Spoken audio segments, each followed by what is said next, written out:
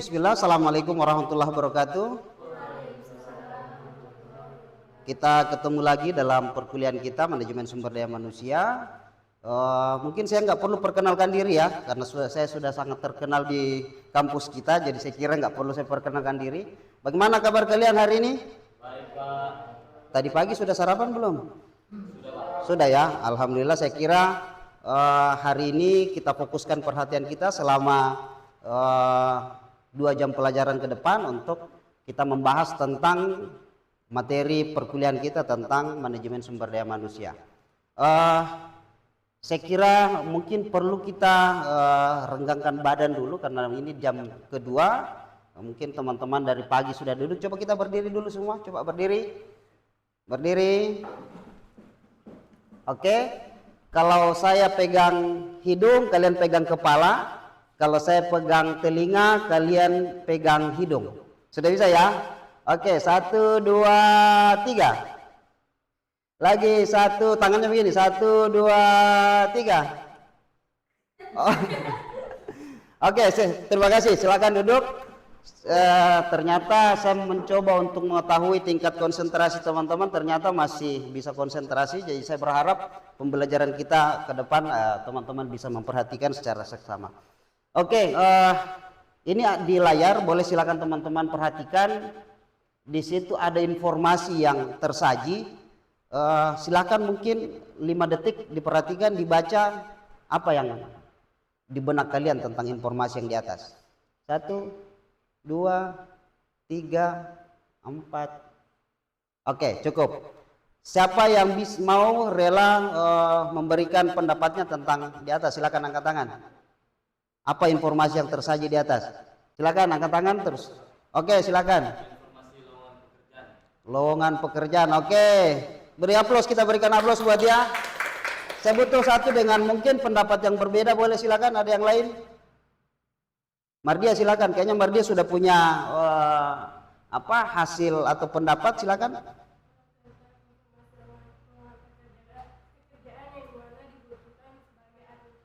Oke, kita beri aplaus buat Mardia. Jadi benar teman-teman, ini adalah informasi lowongan pekerjaan yang tadi pagi baru saya dapatkan di internet. Di sana ada lowongan pekerjaan yang dibutuhkan itu adalah posisi admin pemasaran. Kemudian kita perhatikan ada kualifikasi di bawah di sana. Ada kualifikasi yang dibutuhkan, di situ ada laki-laki atau wanita, pendidikan minimal SMA atau SMK sederajat, mampu mengoperasikan komputer, bersedia bekerja full time dan seterusnya. Nah, kita selama 1 pembelajaran ke depan kita akan bahas kenapa harus ada kualifikasi di sana, kemudian kenapa ada posisi yang dibutuhkan, dan ini siapa yang menyusun informasi lowongan ini. Oke, boleh kita lanjut? Boleh, tapi sebelum kita lanjut, saya ingin mereview dulu pembahasan kita di pertemuan kita minggu lalu yang kita bahas tentang SDM berbasis kompetensi. Nah, mungkin teman-teman masih ingat bahwa yang dimaksud dengan SDM berbasis kompetensi adalah ketika kita menyiapkan pekerjaan terhadap seseorang atau memberikan jabatan terhadap seseorang, maka memang sesuai dengan kompetensi yang dimiliki. Jangan seorang direktur kemudian dia hanya lulusan SMA dan sama sekali tidak punya kompetensi lain-lain, bahkan mungkin komputer saja nggak mampu dioperasikan. Nah, itu kan namanya tidak berbasis kompetensi yang seperti itu. Masih ingat berarti ya?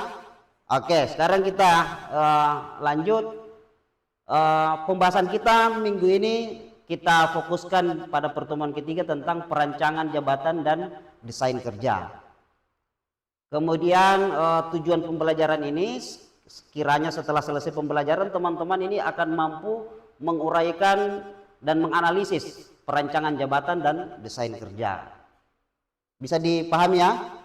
Kemudian kita next. Nah, bicara tentang perancangan jabatan atau biasa disingkat dengan job design adalah merupakan proses yang ditentukan dan diciptakan oleh karakteristik dan kualitas kerja. Jadi analisis jabatan adalah suatu kegiatan untuk mencatat, mempelajari dan menyimpulkan informasi yang berhubungan dengan jabatan secara sistematis dan teratur. Nah, jadi bicara tentang analisa jabatan, sebelum kita menentukan kualifikasi dan spesifikasi orang yang bisa menduduki sebuah jabatan, maka kita harus menganalisa bahwa kalau jabatan ini kira-kira apa saja kualifikasi yang dibutuhkan. Misalnya hanya cleaning service, nggak perlu tinggi-tinggi pendidikan yang dibutuhkan, cukup mungkin SMA atau SMP, yang penting fisiknya bagus, kemudian orangnya mau mengikuti SOP yang ditentukan perusahaan, oke silakan. Nah kalau pekerjaan yang membutuhkan kompetensi bagus, sudah pasti bahwa spesifikasi dan tingkat pendidikan yang dibutuhkan juga bagus. Kalau pekerjaan yang menantang fisik, jangan orang cacat yang diterima, nggak boleh yang orang berkebutuhan khusus. Pastinya kita harus membutuhkan orang yang fisiknya kuat, misalnya pekerjaan konstruksi yang dia harus panjat di atas gedung, kemudian membutuhkan fisik yang kuat. Nah itu pasti membutuhkan stamina yang bagus, dan tentunya ditandai staminanya orang bagus kira-kira diukur dari apa? Dari apa? Dari kesehatan. Oke, apalagi orang muda dengan orang tua kira-kira yang lebih cocok untuk pekerjaan berat yang mana? Orang muda. Makanya biasanya ditentukan pada saat ada informasi lowongan, biasanya ditentukan usia. Oke. Ini ada gambar teman-teman, silahkan diperhatikan secara seksama. Di sana ada, di tengah-tengah ada gambar seorang wanita, ini gambar animasi. Kemudian di sana ada kalender, ada logo mata uang, kemudian ada buku-buku map, ada perhitungan diagram, ada kacamata, ada apa namanya ini, kaca pembesar dan seterusnya. Coba angkat tangan siapa yang kira-kira bisa mengidentifikasi ini kira-kira pekerjaan ibu yang di tengah ini kira-kira pekerjaannya apa? Ayo angkat tangan. Ayo Eko silakan. Karyawan bank. Oke, ada yang lain? Katanya beliau karyawan bank. Ada yang lain? Fitri. Oke, kita beri aplaus Fitri sama Eko. Dua-duanya benar. Kalau akuntan ya memang sesuai dengan gambar yang di samping, menandakan bahwa pekerjaan adalah pekerjaan seorang akuntan yang berhubungan dengan menghitung, kemudian menganalisa. Nah sekarang kita lanjut memahami tentang perancangan jabatan dan desain kerja. Nah ini menurut salah satu ahli yang bernama Schuller S. Randall di tahun 1996 mengatakan bahwa perancangan jabatan atau job design merupakan proses yang ditentukan dan diciptakan oleh karakteristik dan kualitas kerja. Jadi silakan teman-teman mahasiswa perhatikan kata yang saya sengaja tebalkan di sini. Ada proses, kemudian ada karakteristik, dan ada kualitas kerja. Jadi perancangan jabatan itu kita harus berfokus pada bagaimana proses untuk menciptakan atau melihat karakteristik dan kualitas kerja, sehingga perancangan jabatan itu bisa kita susun dan kita desain sesuai dengan yang dibutuhkan oleh sebuah jabatan. Nah kemudian kita lanjut, menurut Werther B. William di tahun 1989 mengatakan bahwa desain pekerjaan adalah fungsi penetapan kegiatan-kegiatan kerja seorang individu atau kelompok secara organisasional. Jadi ada desain kerja itu untuk menetapkan kegiatan seseorang pada saat bekerja. Pekerjaan yang membutuhkan, tadi ya saya sudah sampaikan di awal, membutuhkan kompetensi tinggi, maka kita harus mendesain pekerjaan itu ya sesuai dengan spesifikasi orang yang bisa menempati jabatan itu. Begitupun sebaliknya, seorang yang memiliki kompetensi tertentu jangan ditempatkan tidak sesuai dengan spesifikasinya, karena nanti tidak akan maksimal dan kita sebagai perusahaan yang mempekerjakan orang tersebut pastinya rugi karena tidak memaksimalkan kompetensi yang dimiliki oleh seorang karyawan. Sampai di sini jelas ya? Oke, kita lanjut.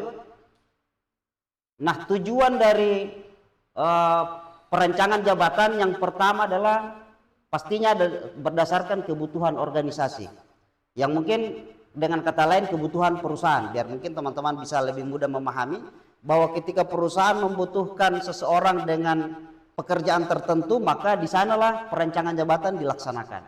Kemudian yang kedua adalah kebutuhan teknologi, karena mungkin semakin ke sini sekarang eranya era teknologi, maka sudah pasti bahwa banyak pekerjaan kita yang sangat bergantung dengan bantuan teknologi. Nah, apabila pekerjaan atau tenaga kerja yang kita pekerjakan tidak mampu mengoperasikan alat bantu teknologi, maka sudah dipastikan bahwa perusahaan tidak bisa mencapai tujuan perusahaan secara maksimal. Kemudian yang selanjutnya adalah kebutuhan keperilakuan atau perilaku. Makanya mungkin sejak dari mahasiswa teman-teman sudah dididik bagaimana berperilaku yang baik, karena dunia kerja itu membutuhkan keperilakuan. Dalam dunia kerja ada namanya standar operasional prosedur, yang mana semua tenaga kerja, semua pekerja di sebuah perusahaan wajib mengikuti SOP sehingga pekerjaan bisa maksimal. Nah, ini terkait dengan perilaku. Kapan ada orang yang memang secara karakternya tidak mampu untuk mengikuti SOP, maka sudah pasti tidak bisa dipekerjakan di sebuah perusahaan, karena pastinya dia akan bekerja di luar dari SOP yang sudah ditentukan. Kemudian kita lanjut, tujuan dari desain kerja. Tujuan dari desain kerja adalah bagaimana kualitas kehidupan kerja. Makanya ada namanya budaya organisasi, di mana kualitas kerja orang akan sangat berpengaruh terhadap budaya organisasi, sedangkan budaya organisasi ada kaitannya dengan desain kerja. Perusahaan mendesain pekerjaan itu ya tentunya berharap bahwa ada kualitas kehidupan kerja, ada budaya yang terbangun dalam satu lingkup perusahaan. Kemudian yang selanjutnya adalah dasar perancangan jabatan berdasarkan tren saat ini dan analisis SWOT. Kemudian kita lanjut, nah ini saya kira penting teman-teman bisa pahami bahwa elemen desain kerja itu terbagi atas 3 elemen penting. Yang pertama adalah organisasional, kemudian environmental atau lingkungan, kemudian behavioral atau perilaku. Tentu dalam membangun sebuah perusahaan pasti kita harus pertimbangkan bagaimana karyawan itu bekerja kemudian dia merasa puas. Kapan karyawan puas maka dia pasti akan menjadi loyal ya. Jangan ada resign, kita sudah capek memberikan pendidikan pelatihan, kemudian setelah pintar kemudian pindah ke perusahaan lain karena kita tidak mampu membangun kepuasan sehingga dia tidak loyal. Nah, ini ada kerangka desain proses desain pekerjaan yang tadi ada 3 elemen penting. Yang pertama tadi ada organisasional, kemudian yang kedua lingkungan atau environmental, kemudian yang terakhir ada tadi perilaku. Nah, untuk analisis jabatan tentu adalah merupakan suatu kegiatan untuk mencatat, mempelajari dan menyimpulkan informasi yang berhubungan dengan jabatan secara sistematis dan teratur, sehingga ada diantaranya yang penting untuk dilakukan analisis adalah nama jabatan. Makanya sekarang kan semakin kesini kan nama jabatan semakin keren-keren ya.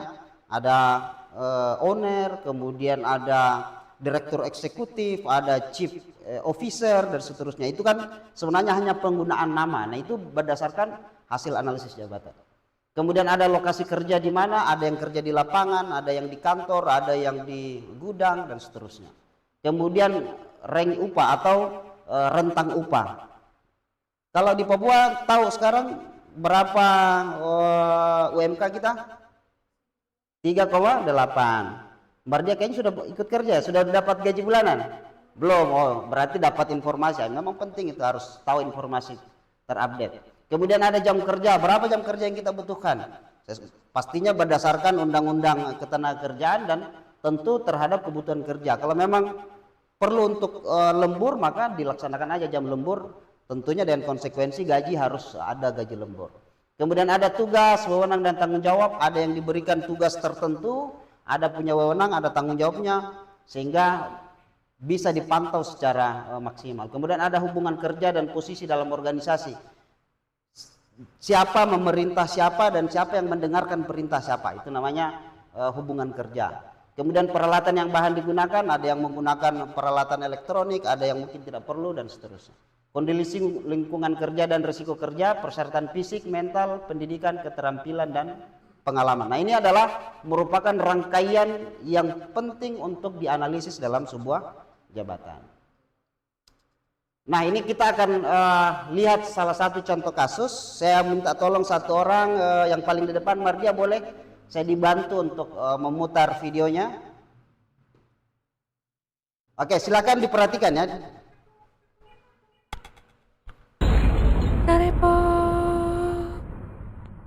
Kerepo. Selamat siang, Pak. Saya Opik, mau melamar kerja di perusahaan ini, Pak. Loh, sama saya juga Opik. Wah, nama kita samaan, Pak. Enggak bisa. Ganti nama kamu. Hah? Gimana caranya, Pak? Saya ganti nama kamu jadi Bambang ya. Hah? Jangan dong, Pak. Itu nama pemberian ayah saya, Pak. Tinggal ganti doang susah amat.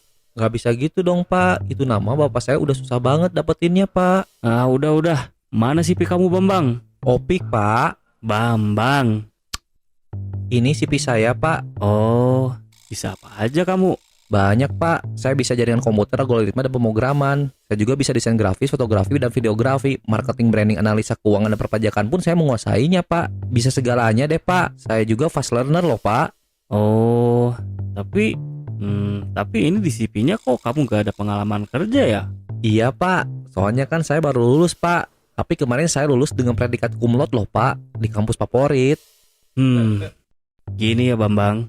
Opik Pak. Bambang, susah juga kalau gak punya pengalaman kayak gini. Saya butuh kerja Pak. Masalahnya kamu gak punya pengalaman. Tapi saya butuh kerja Pak buat dapetin pengalaman. Makanya kamu kerja. Ya makanya itu saya lamar kerja ke sini Pak. Pengalamanmu nggak ada. Gimana saya dapat pengalaman tanpa kerja? Ya lu kerjalah Bambang. Opik Pak. Bambang. Pak Opik udah di sini. Saya tungguin dari tadi. Iya Pak. Bukan ke Anda, ke dia. Ada apa ya Pak? Loh, harusnya langsung aja ke ruang direktur. Siapa ini Pak? Ini ponakan si bos mau kerja di sini. Mampus lu Bambang. Oke. Tadi ada sekelumit cerita yang ada dalam video. Saya ingin ada yang memberikan review apa nilai-nilai yang terkandung dalam video itu. Boleh, silakan angkat tangan yang mau memberikan pendapatnya. Siapa? Ayo silakan. Apa yang kamu tangkap dari video tadi? HRD yang tidak profesional. Oke, HRD yang tidak profesional. Ada yang mungkin punya pendapat yang lain? Nah, silakan. Ayo. Para pelamar juga harus memiliki sebuah pengalaman kerja untuk masuk ke perusahaan yang besar. Oke. Saya butuh satu lagi yang memberikan pendapat. Ayo silakan. Apa yang kamu tangkap dari video yang tadi? Adanya orang dalam, Pak. Adanya orang dalam. Oke, kita aplaus buat kita semua dulu. Jawabannya benar semua. Yang tadi video itu yang pertama adalah ada HRD yang tidak profesional. Karena ketika seorang pelamar datang, namanya seorang pelamar dia harus paksakan untuk dirubah. Nah ini kan perilaku seorang HRD yang tidak profesional tuh. Kalau namanya sudah begitu ya tidak bisa diprotes. Kemudian yang kedua, dia menuntut seorang fresh graduate untuk harus punya pengalaman kerja. Nah bagaimana caranya orang baru selesai kuliah kemudian dituntut harus punya pengalaman. Sedangkan banyak pekerjaan yang memang tidak perlu butuh pengalaman dulu. Karena dalam sebuah perusahaan pasti punya tanggung jawab untuk memberikan pendidikan dan pelatihan pada saat pekerja sudah masuk. Kemudian didukung oleh kualifikasi pendidikan yang dimiliki oleh seorang pelamar kerja. Kalau dia sudah lulusan S1 di bidang akuntan misalnya, maka pastinya pekerjaan untuk akuntan minimal dia sudah paham, tinggal dikembangkan sedikit. Kemudian yang terakhir adalah adanya orang dalam. Nah itu artinya sangat tidak dibolehkan teman-teman ketika sudah selesai dari perkuliahan kemudian nanti bekerja, jangan pernah melestarikan orang dalam. Karena itu tidak mencerminkan prinsip moderasi beragama, karena tidak berperilaku adil terhadap semua orang, baik dari sisi sukunya, agamanya, dan lain sebagainya. Saya kira cukup baik, kita lanjut tentang elemen analisa jabatan. Nah di sini ada uraian jabatan, ada spesifikasi jabatan. Dua hal penting ini, silakan teman-teman perhatikan bahwa uraian jabatan itu mulai dari identifikasi jabatan, ikhtisar jabatan, tugas-tugas yang harus dilaksanakan, pengawasan yang harus dilakukan dan diterima, hubungan dengan jabatan lain, mesin dan bahan yang digunakan, kondisi kerja, persyaratan pendidikan, pelatihan dan pengalaman kerja. Nah ini tadi ada kaitannya dengan video yang barusan kita lihat. Kemudian persyaratan pengetahuan dan keterampilan, persyaratan fisik dan mental, persyaratan umur dan jenis kelamin. Kemudian spesifikasi jabatan adalah merupakan pernyataan tertulis tentang syarat-syarat atau kualifikasi pendidikan, tingkat pengalaman, fisik, emosi, keterampilan teknis dan komunikasi yang diperlukan untuk melakukan suatu pekerjaan. Kemudian kita bahas tentang kegunaan analisa jabatan. Yang pertama adalah untuk melakukan evaluasi jabatan. Nah ini untuk menganalisis jabatan bukan hanya pada saat kita mau menerima seorang karyawan, tapi pada saat karyawan sudah bekerja di suatu jabatan tertentu, tetap kita harus melakukan analisa sehingga bisa dilakukan evaluasi jabatan. Jangan-jangan orang yang menduduki jabatan tersebut tidak kompeten atau jabatan tertentu itu nggak dibutuhkan dalam perusahaan. Itu pentingnya menganalisa. Kemudian yang seterusnya adalah menentukan standar hasil kerja. Nah, itu harus ada standar sehingga yang bekerja itu bisa maksimal kerjanya. Yang seterusnya melakukan rekrutmen, seleksi, dan penempatan. Nah, ini dasar perekrutan dari hasil analisa jabatan.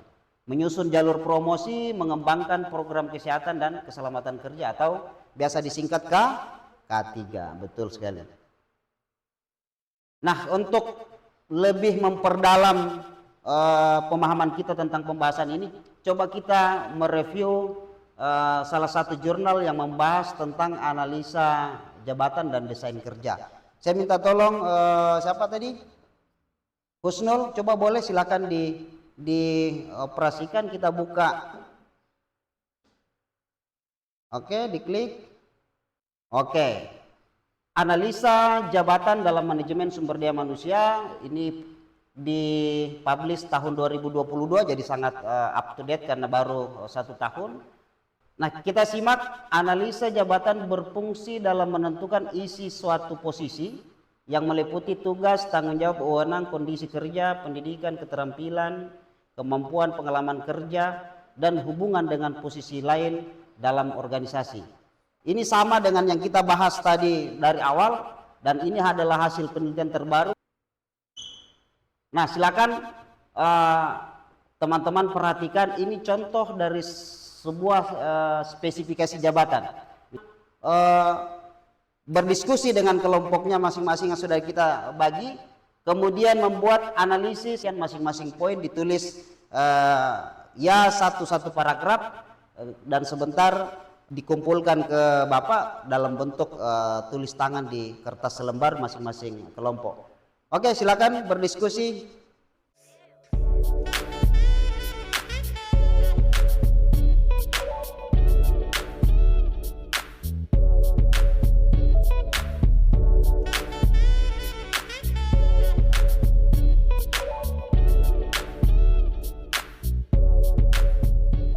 Kemudian ini ada tugas, tapi sebelum saya memberikan tugas maka tentunya kita akan merefleksi dari seluruh pembahasan kita mulai dari awal dan akhir, bahwa menganalisa sebuah jabatan dan desain kerja itu sangat penting dilakukan di sebuah perusahaan sehingga perusahaan bisa mendapatkan keuntungan yang jauh lebih maksimal dengan menempatkan orang sesuai dengan yang dibutuhkan dan pekerjaan itu didesain sesuai dengan kebutuhan perusahaan.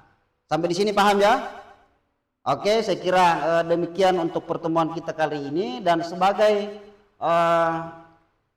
tugas yang minggu depan teman-teman harus kumpulkan adalah mencari informasi tentang lowongan kerja di internet. Kemudian yang kedua adalah menganalisis informasi lowongan itu. Paham ya tugasnya ya? Oke, saya kira demikian pertemuan kita minggu ini. Saya berharap teman-teman bisa memahami secara utuh dan sambil mencari suplemen tambahan dari baik itu dari jurnal, baik dari buku atau dari media-media yang lain. Saya kira demikian dari saya. Mohon maaf bila ada kekurangan. Akhirul kalam, wassalamualaikum warahmatullahi wabarakatuh.